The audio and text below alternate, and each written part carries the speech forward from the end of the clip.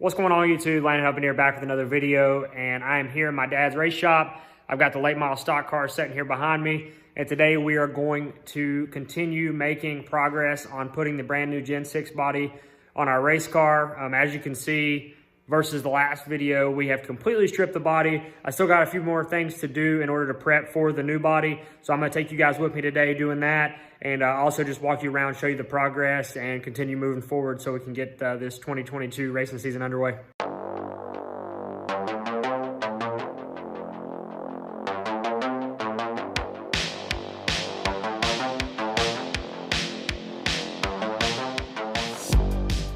All right, so versus the last video, last time you guys seen this thing, still had the greenhouse on it.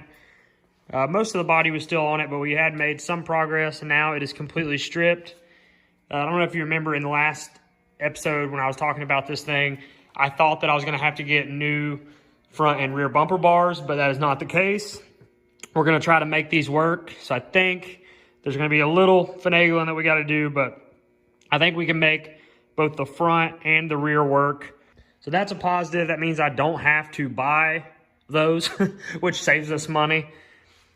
So all the bracing we're gonna try to use as well. So really, I just gotta get the crush panels off, front and rear, take the shocks off of it, take the bump rods off of it, get it ready to set down on the ground, and we'll be ready to bring the body down here and start mounting. Here's the old body that we took off of it. Hopefully, we're gonna have this thing sold, or somebody's coming to pick it up today, and if they do not come pick it up, or come purchase it, then it will be available for sale if any of you guys are interested in an old style late model stock body. Really nothing wrong with it. You know, there's some spots walled out on it, a couple dings and dents, but it's in really good shape. I've put way worse on my race cars before, so we will have that. Like I said, hopefully somebody comes and gets it today, but if they don't, it is available. Had to cut my heater on because it is a little chilly in here. There she goes. It gets warm pretty quick, so I won't run it too long, but we're just gonna hop right into ripping off these crush panels and then take the shocks off of it and see where we're at. So actually one thing we did do, and we haven't completely got it set where we want it, but the reason the jack's under there is we did lower the motor. We realized it was about a 1/2 inch high, so we lowered that down closer to the cross member height, which will help us get our weight lower. That was one thing we did that me and my dad found. And we looked at the seat. We thought we might can lower the seat a little bit because it is a little high, but basically the way it's mounted, I'm not sure we can get it any lower. So we might try to mess with that a little bit.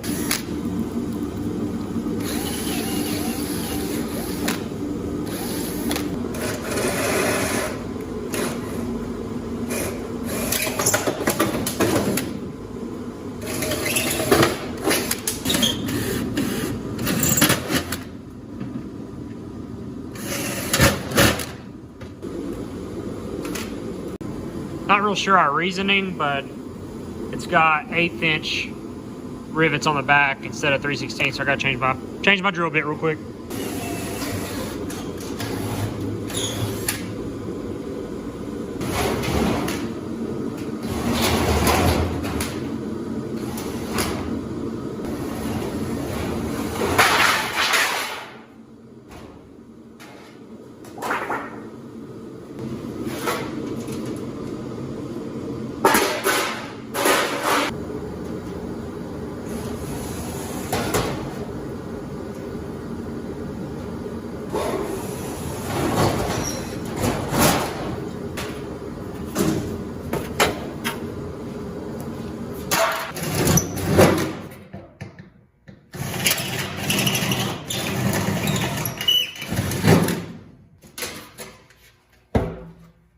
Before I take these shocks off, I had a few people ask in the comments, and then I had a couple people message me asking the difference between like a coilover and a big spring car. A lot of you watching this will know the difference, but there's a lot of you that don't deal with late model stock cars or may not necessarily work on race cars often that won't know the difference. So I'm gonna show you guys what a coilover car is, because this car that's in front of me is a full coilover late model stock car. And I'm also gonna talk about why we have bump rods located outside of the shock. So This might go way over some of you guys' heads. Some of you guys, this might be super, super dumbed down and you already know this, but I feel like it might be useful to show you guys what this is because some of you watching may not know and you might be interested. Okay, so when we talk about coilover, we are literally talking about the spring and the spring placement or the type of spring that is utilized inside the car. So this, for instance, is a coilover spring. Like I said, this car is both coilover rear and coilover front. I'll show you the front here in a second. So basically what coilover means is the spring coils, so the coils of the spring, which are these, are over top of the shock. So some cars have this style of spring, and then other cars have a separate helix for what we call a big spring, which would be a much stiffer or larger spring that is set up outside of the shock. So it would be an entirely different individual piece where the spring would set in, and that would be a big spring car. Coilover is over top of the shock. Big spring is a separate entity. So like I said, that's both on the back of the car and then up here on the front of the car, same difference. Coilover over top of the shock body, and then a big spring car or a front clip would have, you know, a separate helix built for the big springs. Then this piece is our bump rods.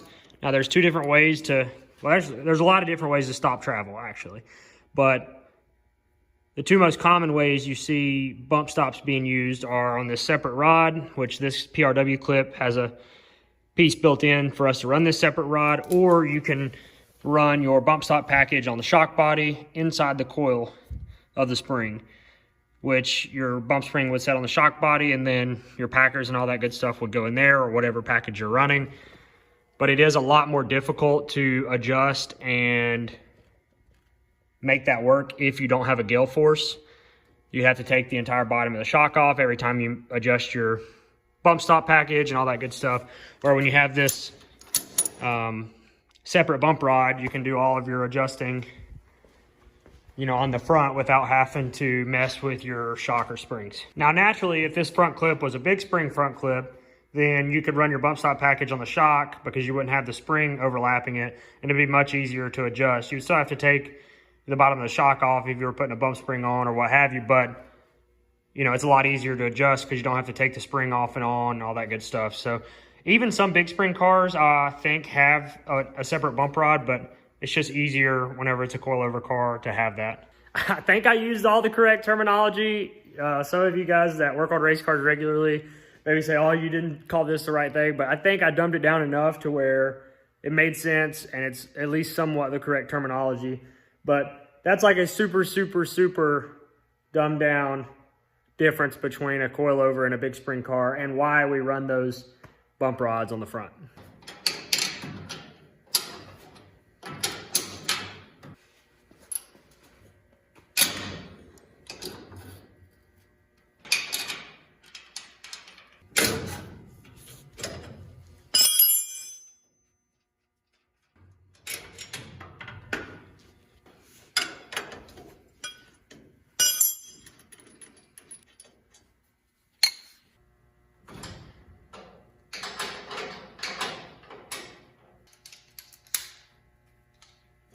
The reason I'm taking these shocks off and bump rods and whatnot is so that when we put the car on blocks, we can set it down to the height we want so that we can mount the body. So that's the only reason we're taking all this stuff off. It just allows the car to set back down where we would like to hang the body at, and then go from there.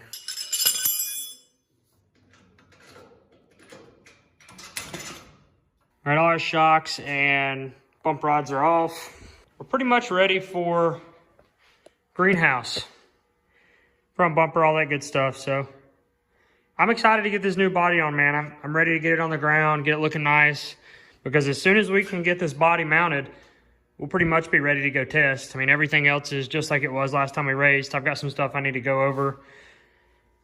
Might take those brake pads out and sand them, at least get some of that glaze off of them because they have set since we raced them last. But other than that, not long, boys, not long.